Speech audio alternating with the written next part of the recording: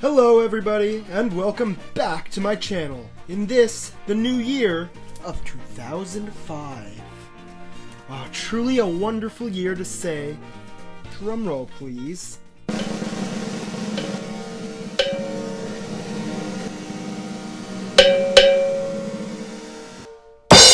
I'm rebranding!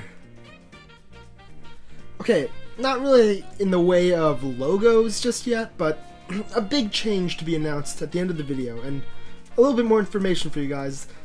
I'm making a semi-solid promise to make weekly videos. I'm setting myself up for failure because of it, but I want to try. I want to make an attempt. I'm going to try to release on Fridays if I can. I'm planning on doing some themed months, and I thought, with my personal pick for the 2004 Game of the Year being Paper Mario, the Thousand-Year Door, for, of course, the GameCube, Nintendo's first portable console because of the handles on the side, I'm going to talk about this game for Mario Month. But there's also another game near and dear to my heart that I want to talk about, and that's Dungeons and Dragons. I really want to bring tabletop gaming into the forefront of my channel. It's just as important to me as video games. I know it's a bit niche, and if you're not into D&D, but you are super into Mario, maybe I can inspire you in this video to give tabletop RPGs a go. In a very strange setting, the Mushroom Kingdom. Or kind of the Mushroom World? I'm not really sure now that Paper Mario the Thousand-Year Door is out, how it works. I'm basically going to be going over the races from the game and turn them into options for this, 5th edition D&D. Now I'm not going to tell you how to get into D&D. There are many channels that are better at helping you along the game like that. Like, you could try Matt Colville, or probably the Wizards of the Coast channel has a lot of good stuff. Pro Jared gave a good video on how to start into D&D. They're probably better to give you the rules and such. I'm just going to give you race options, which would be fun. So first off, race is your character's species in D&D, and it grants bonuses to stats, it dictates their size and speed, it gives you their racial feats, kind of like what they can do. You get to decide their ages, alignments, and names, because in the Mario universe, who really cares? You're probably going to be some sort of good, I don't know. That's going to be up to you. As for names, it's the Mario universe, so either give yourself a dumb pun name or give yourself a Y at the end of a word. Cappy. Anyways, without further ado, let's begin. Toads. Toads I found sort of tricky, but I think I figured them out. Add +2 to charisma and +1 to strength. They're social creatures. Toad's athletic abilities in Super Mario Bros. 2, such as jumping, running, being able to carry heavy objects, really sold me on them being sort of strength-based. Their size is medium, and anything smaller than a Toad will pretty much be considered a small character. Their speed is 35, a bit faster than the typical human, but not too much. In Smash Bros. And some of the sports games, Toad is shown to be able to release spores. The statistics for this can pretty much be the same as a green Dragonborn's poison breath, with the same DC and the same damage per level. Also, they roll strength checks made for lifting and moving while carrying heavy objects with advantage, and are proficient with thrown improvised weapons. Mexicans! I mean, Toasterinans? Mexicans. These guys are oozing charisma, so bump that up by 2, and their dex by 1. These guys are going to be the perfect bards. They're small though, so their speed is 25 feet. They start off proficient in maracas, that's for damn sure, as well as maybe one other instrument. If you're an entertainer bard, I imagine you'd have instruments for days. I feel like the Fey Ancestry feat kind of makes sense for these guys. You know, advantage on saving throws against being charmed because they're so charming. And also they can't be magically put to sleep because I imagine these guys never sleep. And hey, they seem to like hosting casinos, so let's give them the Halfling Lucky ability. Why not? Lock Ladies. They seem wise to me, and a keen sense for details leads to a +2 to Wisdom. And I can imagine that they're chatty Cathies, so let's give them a +1 to Charisma. They're medium-sized, and they have 25 land speed and 35 swim speed. The Lock Ladies are amphibious. Also, let's give them Dark Vision for those spooky caverns, and the Triton's Emissary of the Sea ability. And heck, let's throw in the cantrips Mending and Prestidigitation for making dresses and such. Steam Gardeners. Okay, well these guys are weird. You can maybe make a case to just not allow these guys in your game. But let's try them out anyway.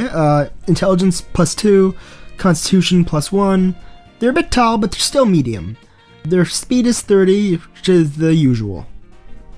Let's give them the Warforged Living Construct and Composite Plating traits, except let's edit out the part that says you need to enter an inactive state. Instead, they need to find a power source and charge up. Also, you can hold up to 10 gallons of liquid, if necessary, and pour it out. If you're a spellcaster, you can use your rotating nozzle as a hand for somatic components. I feel like you kind of need to be a spellcaster. I don't know how they'd hold a weapon, but you can get creative. Volbonians. Forkmen and Forkmen women. Another weird one, but much more possible than the Steam Gardeners, in my opinion at least. I mean, in the very least they have arm appendages, so I guess you could hold a weapon. Anyways, let's give them +2 to Wisdom for the perception checks made to taste and smell, of course, even though they don't have a mouth or nose. And then +1 to Dexterity, because they hang around everywhere and seem to be kind of bendy. They're medium-sized, 30 feet, and let's give them the Tabaxi's Cat Claws ability, except maybe let's change the name, of course. It explains how they got all the way up the volcano by themselves. Now, let's also give them the Tiefling's Hellish Resistance to Fire, cause, you know, Volcano World. And proficiency with cooking tools. Shavarians. These guys are fun. Let's give them a +2 to Strength, because of all the bouncing they do, and +1 to Constitution, because they're cold boys. I was almost tempted to give them high Dexterity, but they're good bouncers, not landers.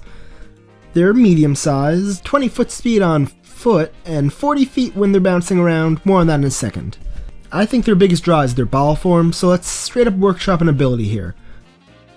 Like I said, it doubles their speed when they're bouncing, and bouncing is only their move action, but it also allows them to triple their jump speed, like the spell Jump. And if you land on an enemy, they can use their action to make a slam attack for 1d6 damage plus their strength modifier. You cannot use your weapons mid-bounce if you'd need to sheathe them or drop them. Alright, the new Donkers are easy. Just use the usual D&D human stats.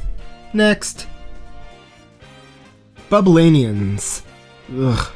Something about these guys screams, "We were the most forgettable race in this game. Also, we're gross. In French." Anyways, I don't know a lot about them, so let's give them Constitution +2, Wisdom +1. They're small. I think their speed is slower than a typical small creature though, because they're snails.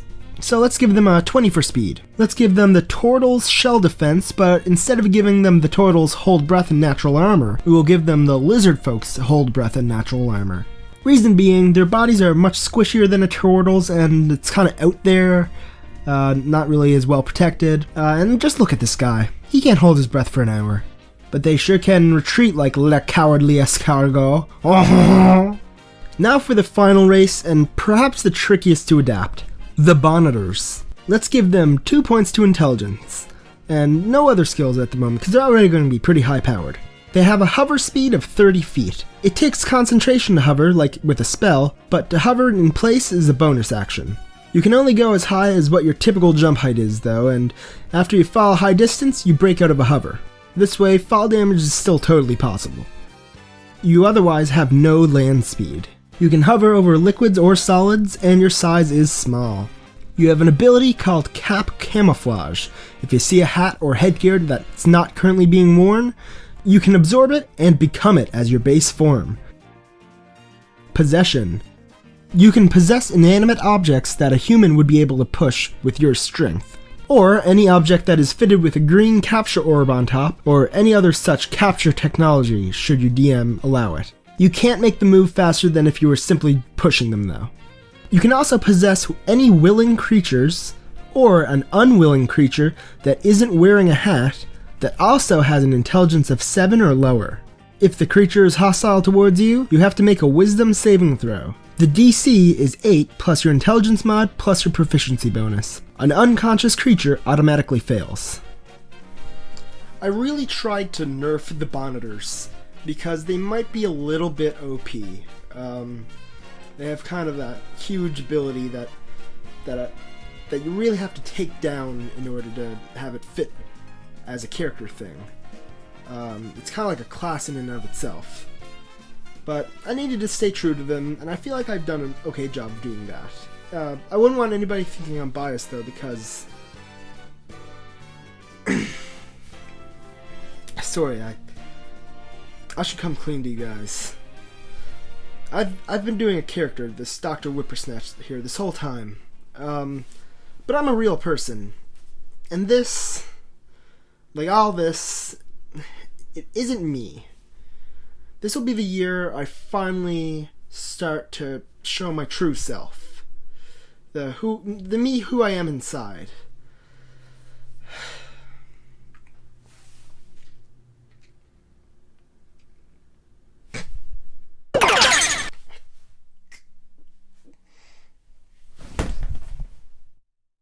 I am the true Dr. Whippersnatch. I'm a Bonitor. I'm from the Boniton School of Whipping and Snatch Studies. I have and always have been a hat man. Man, it really feels relieving to get this off my hat chest. Anyways, thank you for watching. I hope you continue watching for the rest of Mario Month. And this will be the first time I truly get to say this, but the doctor is out of the closet. I mean, not like in a gay way. Not that there's anything wrong with that. Never mind. Kill the bit. The bit's dead. Kill it. The doctor is out.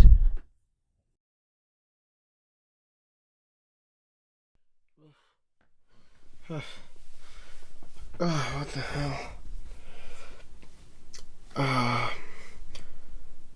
I feel like I was possessed for like a year and a half.